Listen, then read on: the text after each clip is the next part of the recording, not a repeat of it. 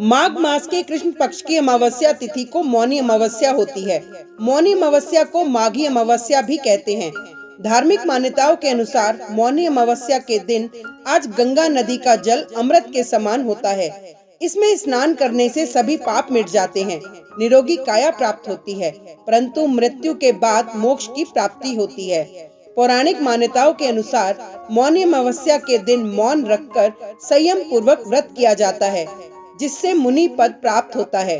पौराणिक मान्यताओं के अनुसार इस दिन देवतागण पवित्र संगम में निवास करते हैं, इसीलिए इस दिन गंगा स्नान का विशेष महत्व होता है। माना जाता है कि मौनी अमावस्या के दिन दान पुण्य करने से शुभ फलों की प्राप्ति होती है। इस दिन भगवान श्री हरि विष्णु और पीपल के वृक्ष की पूजा की जाती है। तो आइए जानते हैं मौनी अमावस्या की कथा। पुराणों के अनुसार कांचीपुरी में एक ब्राह्मण रहता था। उसका नाम देवस्वामी तथा उसकी पत्नी का नाम धनवती था। उनके 7 पुत्र तथा एक पुत्री थी। पुत्री का नाम गुणवती था। ब्राह्मण ने 7 पुत्रों का विवाह करके बेटी के लिए वर खोजने अपने सबसे बड़े पुत्र को भेजा। उसी दौरान किसी पंडित ने पुत्री की जन्म कुंडली देखी और बताया कि सप्तपदी होते होते यह कन्या विधवा हो जाएगी। तब उस ब्राह्मण ने पंडित से पूछा, पुत्री के इस वैधव्य दोष का निवारण कैसे होगा? पंडित ने कहा, सोमा का पूजन करने से वैधव्य दोष दूर होगा।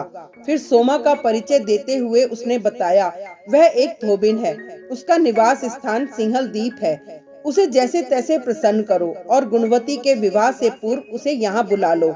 तब देवस्वामी का सबसे छोटा लड़का बहन को अपने साथ लेकर सिंहल द्वीप जाने के लिए सागर तट पर चला गया। सागर पार करने की चिंता में दोनों एक वृक्ष की छाया में बैठ गए। उस पेड़ पर एक घोंसले में गिद्ध का परिवार रहता था। उस समय घोंसले में सिर्फ गिद्ध के बच्चे थे। गिद्ध के बच्चे भाई बहन की क्रियाकलापों को देख रहे थे। सायंकाल के समय उन बच्चों की माँ आई तो उन्होंने भोजन नहीं किया। वे अपनी माँ से बोले, नीचे 2 प्राणी सुबह से भूखे प्यासे बैठे हैं।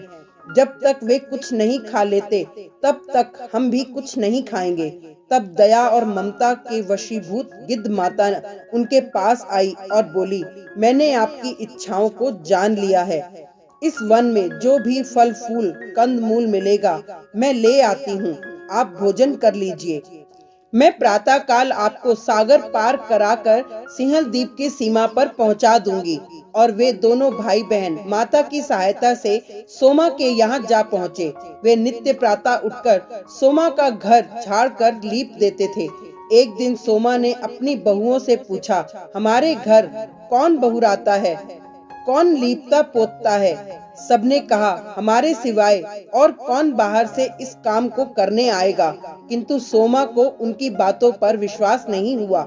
एक दिन उसने रहस्य जानना चाहा। वे सारी रात जागी और सब कुछ प्रत्यक्ष देखकर जान गई। सोमा का उन भाई बहन से वार्तालाप हुआ।